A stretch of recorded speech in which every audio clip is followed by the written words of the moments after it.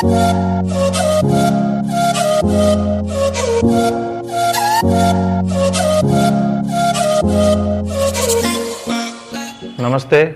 Maths class में आप सबका स्वागत है। अपन पिछले दो वीडियो में पढ़ रहे थे 14वीं प्रश्नावली, जो इस बार 15 अंक भार की आएगी, 15 नंबर की होगी। उसमें से अपन दो नंबर के दो क्वेश्चन ले रहे हैं, क्वेश्चन नंबर 14 और क्वेश्चन नंबर 15। यानी बोर्ड पेपर में क्वेश्चन नंबर 14 और 15 पर मिलने वाले जो क्वेश्चन है उनको अपन तैयारी कर रहे हैं उनकी। तो देखिए, पहले के दो वीडियो में ये हो चुके हैं, आगे फिर इन क्वेश्चनों को लेते हैं ताकि बहुत अच्छा अभ्यास हो जाए।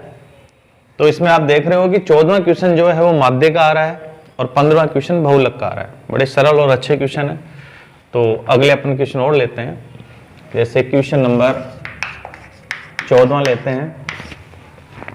और ये क्वेश्चन है, प्रश्न में बोल रहा हूं, केवल सारणी लिखूंगा उसमें कि निम्नलिखित सारणी किसी मोहल्ले के 25 परिवारों में भोजन पर हुए दैनिक व्यय को दर्शाती है। दैनिक व्यय दे रखा है, परिवारों की संख्या दे रखी है और आपसे पूछा गया है एक उपयुक्त विधि द्वारा भोजन पर हुआ माध्य व्यय ज्ञात कीजिए। उपयुक्त विधि का प्रयोग करना है।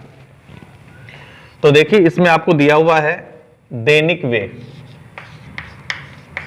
दैनिक व्यय का मतलब हमेशा का जो खर्चा है खाने के ऊपर, वो रुपयों में दिया हुआ है।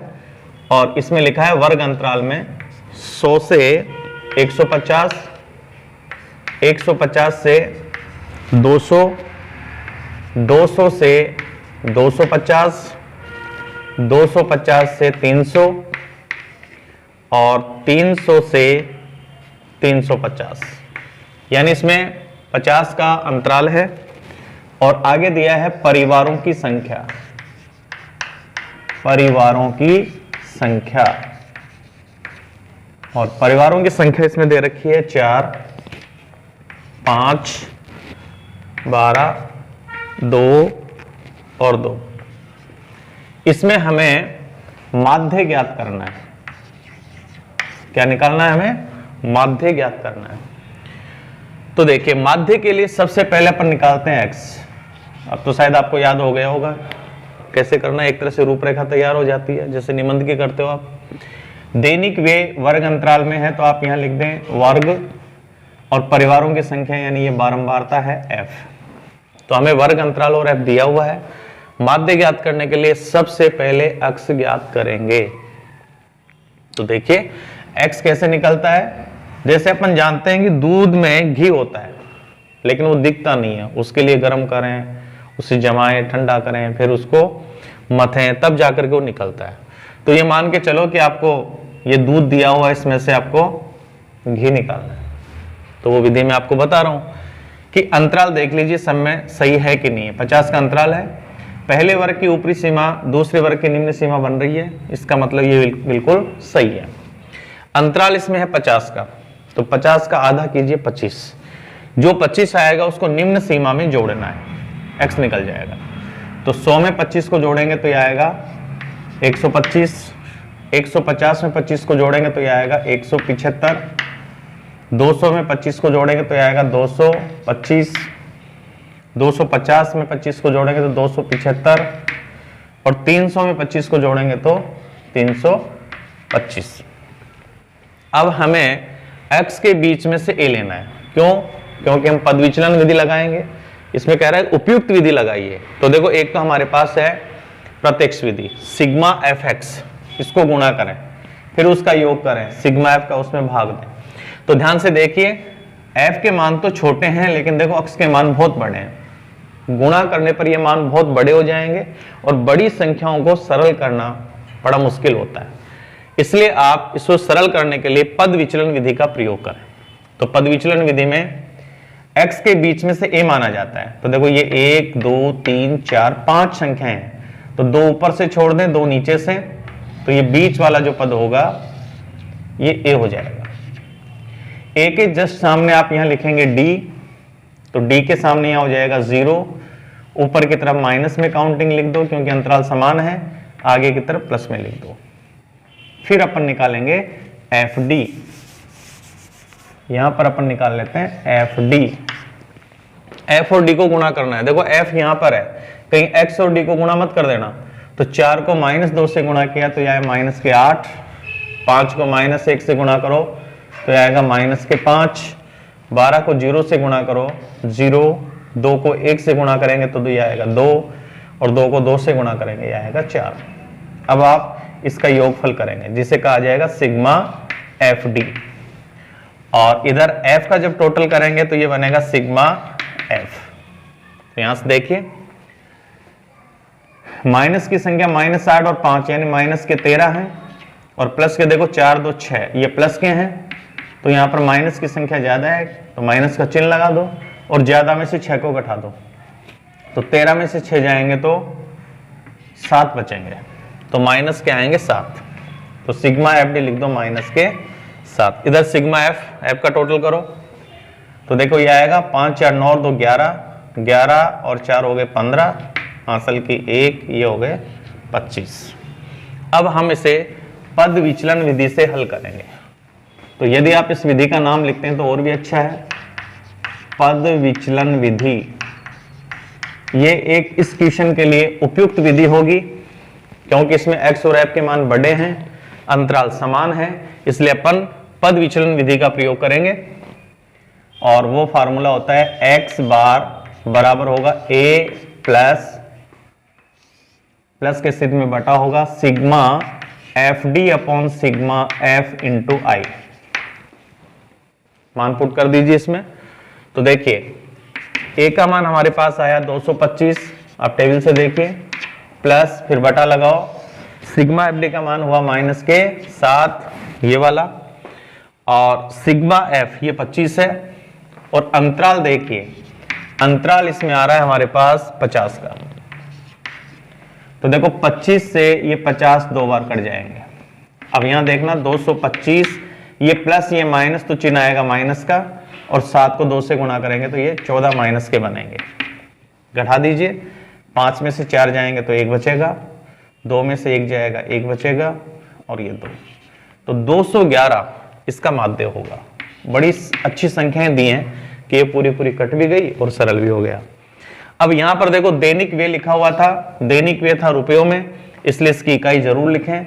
211 इसकी इकाई होगी रुपए, इकाई जरूर लिखें। तो देखिए उपयुक्त विधि का हमने प्रयोग किया है। अगर x और f छोटे होते तो प्रत्यक्ष विधि लगाते, x और f बड़े हैं, वर्ग अंतराल समान है तो पद विचलन विधि, वर्ग अंतराल समान नहीं है तो कल्पित माध्य। इन फार्मूलों से ये सॉल्व किया जाता है। तो इस प्रकार से अपन इसको हल कर सकते हैं। तो अब अगला क्वेश्चन लेते हैं अपन। अगले क्वेश्चन यानी ये 14वां क्वेश्चन जो आपके पेपर में आएगा वो ये दिया हुआ है, और 15वां जो क्वेश्चन आ रहा है वो आपको मिल रहा है बहुलक का। तो अपन इसे 14 और 15 नंबर के क्वेश्चन से ही पढ़ेंगे, क्योंकि उससे ये स्पष्ट हो जाएगा कि हमें कौन सा क्वेश्चन कैसे करना है। तो इस प्रकार से अपन इसको हल कर सकते हैं। तो देखिए अगला क्वेश्चन करते हैं। अब 15वां क्वेश्चन है। 15वें क्वेश्चन में दिया है निम्नलिखित सारणी किसी अस्पताल में एक विशेष वर्ग में भर्ती हुए रोगियों की आयु दर्शाती है, यानी आयु वर्षों में लिखी हुई है जो वर्ग अंतराल में है, और रोगियों की संख्या जो f है वो दिया है।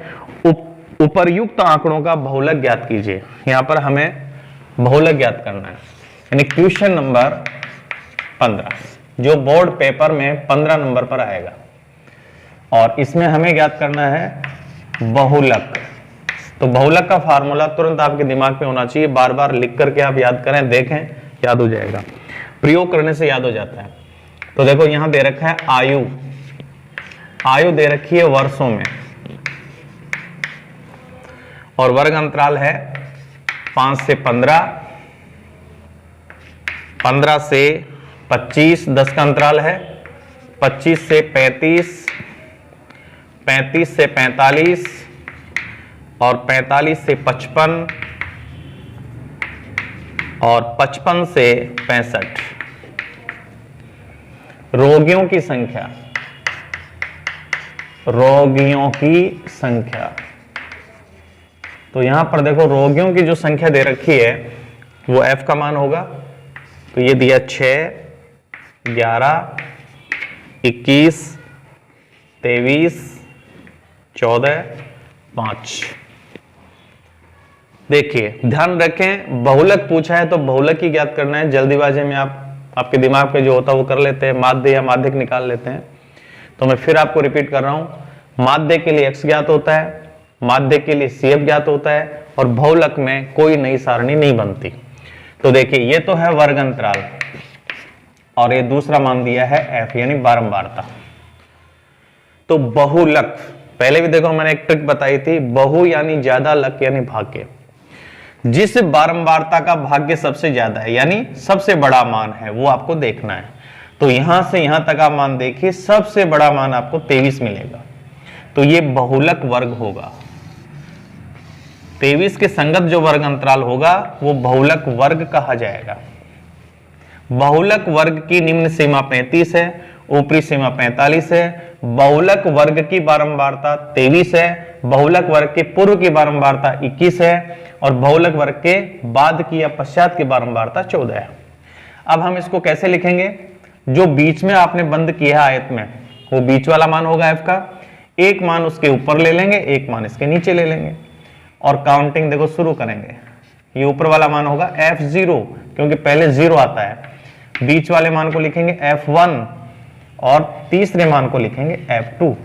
0, 1, 2 ये मान हो गए। L जो होगा वो इसकी निम्न सीमा होगी जिसका मान 35 है, और अंतराल यहां पर देखिए 10 का है सब में। ऊपरी सीमा ये निम्न सीमा बन रही है, तो इस प्रकार से ये सही है, चेक भी कर लेना चाहिए आपको। अब इसमें और कोई विशेष काम नहीं होता, डायरेक्ट फार्मूले का प्रयोग होता है। तो Z बराबर, बहुलक का फार्मूला बहुत अच्छे ढंग से याद करना, L प्लस, प्लस के सिद्ध में होगा बटा, यहां आएगा F1 माइनस F0 बटे में आएगा 2F1 minus F0 minus F2 into i. I की जगह L का, H का भी प्रयोग होता है। अब देखिए यहां से मान रखेंगे, L का मान है 35, तो यहाँ 35 रख दीजिए। फिर प्लस का चिन्ह आएगा, प्लस के सिद्ध में बटा होगा। F1 का मान देखो टेबल में दिख रहा है, आप ऐसे कैसे लिख लेना टेबल में, तो वो दिखेगा, गलत नहीं होगा। F1 का मान 23 है तो 23 लिख दीजिए, माइनस F0 का मान देखो यहाँ 21 है। फिर नीचे आप लिखेंगे F1 को 2 से गुणा करेंगे तो 2 गुणा होगा 23, माइनस F0 होगा 21, और माइनस F2 का मान यहाँ देखिए 14 है, और इनटू अंतराल दिया है 10 का। अब इसे सरल करते हैं तो ये होगा 35 प्लस 23 में से 21 घटाएंगे 2 बचेगा। पहले गुणा करना, 23 को 2 से गुणा करेंगे तो ये आएगा 46, माइनस, दोनों माइनस की संख्या है, जोड़ दो तो 4 1 5, 2 और 1 3, 35 इंटू 10। फिर आगे हल कीजिए, 35 प्लस ऊपर 2 आएगा, बटे में देखो 46 में से 35 घटाओ, 6 में से 5 गए 1, 4 में से 3 गया 1, इंटू 10। 11 से कोई संख्या नहीं कट रही है तो ऊपर 10 और 2 को गुणा कर देंगे तो ये आएगा 35 प्लस 20 बटे 11। अब एलसीएम नहीं लें आप, 20 में 11 का भाग देते हैं तो ये आएगा 11 एकम 11, 9 बचेंगे, पॉइंट लगा दो 0, 11 8 88, फिर 2 बचेंगे 0, 11 एकम 11, फिर बचेंगे 9। तो ये इस प्रकार से आवर्ती अशांत दशमलव आएगी संख्या 11 8 88, फिर 2 बचेंगे, ये चलता जाएगा ऐसे। तो देखो दशमलव के बाद में 3 अंक आ गए, तो अपन यहाँ लिखेंगे 35 पॉइंट, इसके भी दशमलव के बाद में 3 जीरो लगा दें, और प्लस यहाँ लिखें 1.818, जोड़ो इसे तो दशमलव के बाद वाली संख्या तो आएगी 818, फिर ये पॉइंट 35 और 1 ये हो गए 36। यहां आप इसके तीसरे अंक को हटा सकते हो। अगर तीसरा अंक 5 या 5 से बड़ा है तो हटेगा तो पिछला एक अंक बढ़ेगा, यानी जब बड़ा मरता है तो छोटे को बड़ा करके मरता है। तो यहां देखो 36 पॉइंट, ये 8 हटेगा तो इस 1 को 2 बना के हटेगा, तो ये हो गया 36.82। देखिए यहां आयु वर्षों में दे रखी है, इसलिए इसकी इकाई होगी वर्ष। तो बड़े अच्छे ढंग से आप इसमें बहुलक ये ज्ञात कर सकते हैं। तो आप इसे समझ सकते हैं, खुद भी कर सकते हैं, आप इसको नोट भी कर सकते हैं। फिर आगे फिर क्वेश्चन लेते हैं अपन।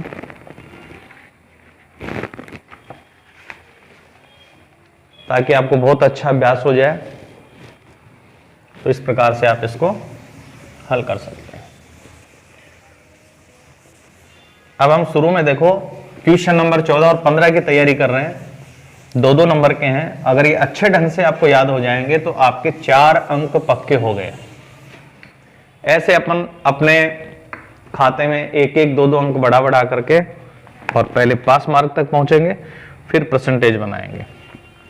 फिर देखो मैं 14वां क्वेश्चन ले रहा हूं, पढ़ रहा हूं, ध्यान से सुनिएगा आप।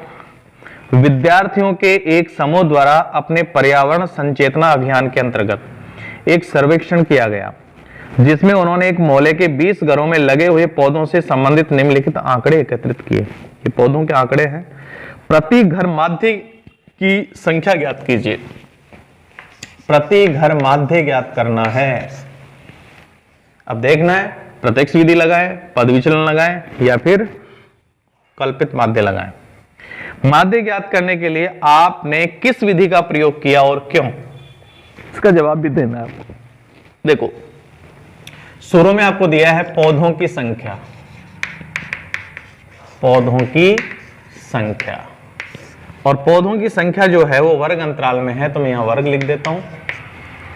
और ये दिया है बड़ा छोटा मान है, 0 से 2, 2 से 4, 4 से 6, 6 से 8, 8 से 10, 10 से 12 और 12 से 14।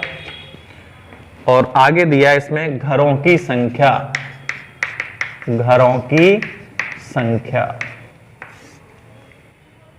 जो f है, यानी बारंबारता है। ये भी छोटे छोटे मान दिए हैं, 1, 2, 1, 5, 6, 2, 3। तो पहले मैंने आपको बताया था कि जब माध्य ज्ञात करते हैं तो पहले हमें x की आवश्यकता है, बिना x के कुछ नहीं होगा। या आप ये कह सकते हैं जैसे बिना दूल्हे के बारात नहीं होती, वैसे ही बिना x के माध्य नहीं निकलता। तो देखो निकालते हैं। माध्य निकालने का तरीका यानी x निकालने का तरीका मैंने आपको बता रखा है। अंतराल देखिए, इसमें पहले चेक कर लो, ऊपरी सीमा निम्न सीमा बन रही है, सही है। प्रत्येक में 2 का अंतराल है, ये भी ठीक है। अंतराल 2 का है, 2 का आधा करो, माध्य ना माध्य का होता है, 1 हो गया। निम्न सीमा में 1 जोड़ दो, तो 0 में 1 जोड़ेंगे तो x का मान 1 आएगा। 2 में 1 जोड़ो 3, 4 में 1 जोड़ो 5, 6 में 1 जोड़ो 7, 8 में 1 जोड़ेंगे तो ये आएगा 9, 10 में 1 जोड़ेंगे ये 11, 12 में 1 जोड़ेंगे 13। ये 20 के मान मिलते हैं इसमें, ये हो गया। अब देखिए इसमें ये संख्याएं एकदम छोटी छोटी है, यानी आप मौखिक काउंटिंग कर सकते हैं या गुणा कर सकते हैं, इजीली गुणा हो जाएगा। तो जब x और f छोटा है तो प्रत्यक्ष विधि का प्रयोग करो। तो प्रत्यक्ष विधि के लिए देखो फार्मूला यहां बताता हूं मैं, x बार बराबर होता है सिग्मा fx बटे सिग्मा f। तो देखिए हमारे पास f और x है, केवल क्या ज्ञात करना है, fx। तो आप अगली सारणी इसमें बनाएंगे fx, f और x को गुणा करना है। देखो संगत मानों को गुणा करते जाओ, 1 एकम 1, 2 को 3 से गुणा करेंगे 6, 1 को 5 से गुणा करेंगे 5, 7 को 5 से गुणा करेंगे 35, 9 को 6 से गुणा करो तो यह आएगा 9 चौक 36, 9 पंजे 45, 9 छिके 54। गलत मत लिख देना कहीं। 11 को 2 से गुणा करेंगे 22 और 13 × 3 = 39। अब हमें इसका योग चाहिए, यानी सिग्मा चाहिए। किसका सिग्मा, fx का। तो ये हो गया सिग्मा fx। और फिर हमें चाहिए सिग्मा f, दोनों आपको जोड़ने हैं। तो सिग्मा f में देखो क्या आएगा, 3 और 2 5, 5 और 5 10 और 6 16, 17, 17 और 3 ये हो गए 20। इधर इनका टोटल करते हैं, 9 और 2 11, 4 15, 5 20, 25, 25 और 6, 25 और 6 31, 1 32। असल के 3 लगेगी तो ये हो गया 6, 2 8, 5 13 और 3 16, 162। सरल सा मान है, इसलिए अपन इसको प्रत्यक्ष विधि से हमने हल किया है। तो आप विधि का नाम जरूर लिखें यहाँ, तो यहाँ लिख दें प्रत्यक्ष विधि। और फार्मूला लिख दें, x बार बराबर होगा sigma fx upon sigma f। तो देखिए सिग्मा fx का मान हमारे पास है 162 बटे सिग्मा f का मान है 20। 2 से आप ये काटोगे तो ये कटेगा 2 8 16, 2 एकम 2, 2 से ये कटेगा 10 बार, तो आपके पास आएगा ये 81 बटे 10। अब देखो नीचे 10 1000 आता है तो भाग देना बहुत सरल है। 10 आता है तो इकाई की तरफ से एक अंक छोड़ के दशमलव लगा दें, यहाँ दशमलव लगा, मैंने इधर से छोड़ा इधर से नहीं, 8.1 ये इसका मान हो गया। अब देखिए यहाँ पर ये क्या दिया था, x का जो मान है वो पौधों की संख्या है, इसलिए आप इसकी इकाई लिखेंगे पौधे, तो ये आपका माध्य हो गया। यानी 14वां जो क्वेश्चन है वो माध्य का आ रहा है और 15वां क्वेश्चन बहुलक का। तो देखिए आपके 2 माध्य हो गए, एक बहुलक हो गया। अब एक बहुलक का क्वेश्चन और ले लेते हैं, तो आपका बहुत अच्छा अभ्यास हो जाएगा। और भी क्वेश्चन आप अपनी बुक से ले सकते हैं और बहुत अच्छे ढंग से तैयारी कर सकते हैं। बोर्ड कक्षा में पास होना, परसेंटेज बनाना बहुत ही आसान है, और अब की बार तो आपके सिलेबस को कम कर दिया इसलिए और भी आसान है, लेकिन मेहनत तो आपको ही करनी पड़ेगी। तो अब मैं ले रहा हूं 15वां क्वेश्चन फिर। तो क्वेश्चन नंबर 15, आप वीडियो पूरा देखें, सारे देखें, बार बार देखें ताकि आपका अभ्यास अपने आप हो जाएगा। तो देखो 15वां क्वेश्चन है, इसमें गणित की एक परीक्षा में 30 विद्यार्थियों द्वारा, 30 विद्यार्थी हैं जो गणित की परीक्षा दे रहे हैं, प्राप्त किए गए अंकों का बंटन निम्नलिखित है। यानी प्राप्त अंकों का वर्ग अंतराल दे रखा है और दूसरे नंबर पर विद्यार्थियों की संख्या। इन आंकड़ों का बहुलक ज्ञात कीजिए। ध्यान देना, प्रश्न में ये देखना पूछा क्या है, बहुलक ज्ञात करना है। तो इसमें देखो प्राप्तांकों का वर्ग अंतराल, यानी यहां दिया है प्राप्तांक, और ये दिए हैं 10 से 25, 25 से 40, 40 से 55, 55 से 70, 70 से 85 और 85 से 100। देखिए इसमें 10 से 25 यानी 15 का अंतराल है, और आगे लिखा है विद्यार्थियों की संख्या, विद्यार्थियों की संख्या, और विद्यार्थियों की संख्या इनके संगत दे रखी है 2, 3, 7, 6, 6, 6। हमें ज्ञात करना है बहुलक। तो देखिए बहुलक में कोई विशेष सारणी नहीं बनती, ये कि ये काम में आती है जो मूल सारणी दे रखी है। ये तो हो गया वर्ग अंतराल और ये हो गया बारंबारता f। तो बहुलक में क्या होता है, बहुलक सबसे बड़ा मान देखिए f का, तो इसमें सबसे बड़ा मान आपको दिखाई दे रहा है 7। इसको आप ऐसे आयत में बंद कर लें, ये बहुलक वर्ग हो गया। तो बहुलक वर्ग की जो निम्न सीमा है वो L होती है, ये 40 हो गया L का मान। जिसको आपने बंद किया वो बीच में रहेगा, एक मान ऊपर एक मान नीचे लेंगे। ऊपर से आप लिखेंगे f0, बीच वाला मान होगा f1 और नीचे वाला मान होगा f। अंतराल इसमें आ रहा है 15 का। अब बहुलक का बड़ा सुंदर सा फार्मूला लिख दीजिए, L प्लस बटे के ऊपर लिखा जाएगा f1 माइनस f0 बटे 2f1 minus f0 minus f2 into i. मान पुट कीजिए इसमें, देखो L का मान 40 है तो यहाँ 40 लिख दो। ध्यान देना 40 के बाद में प्लस है, प्लस के बाद में बटा है, तो ऊपर लिखेंगे f1, f1 का मान देखो 7 है, माइनस f0, f0 का मान 3 है, नीचे लिखेंगे 2 गुणा f1, f1 का मान 7, माइनस f0 यानी 3, माइनस f2, f2 यहां से देखिए 6 इंटू अंतराल, इंटरवल देखिए इसकी 40 से 55, 55 में से 40 घटा दो 15 बचेंगे, और सब में अंतराल समान है। यहाँ क्या आएगा 40 प्लस 7 में से 3 गए तो 4, 7 को पहले 2 से गुणा करो तो ये होगा 14, माइनस ये दोनों जुड़ेंगे माइनस के होंगे, 6 3 9 इंटू 15, तो ये बनेगा 40 प्लस 4 बटे 14 में से 9 आप माइनस करेंगे तो ये आएगा 5 इंटू 15, और देखिए 5 से 15 कटेगा 3 बार, तो आपके पास यहाँ आएगा 40 प्लस 4 और 3 को गुणा करो, 4 × 12, टोटल करो, ये आ गया 52। तो देखिए यहाँ प्राप्तांक दिए थे, प्राप्तांक हमेशा अंकों में होता है, इसलिए 52 अंक होगा, तो इसका बहुलक हो गया 52 अंक। इस प्रकार से आप इसको हल करेंगे।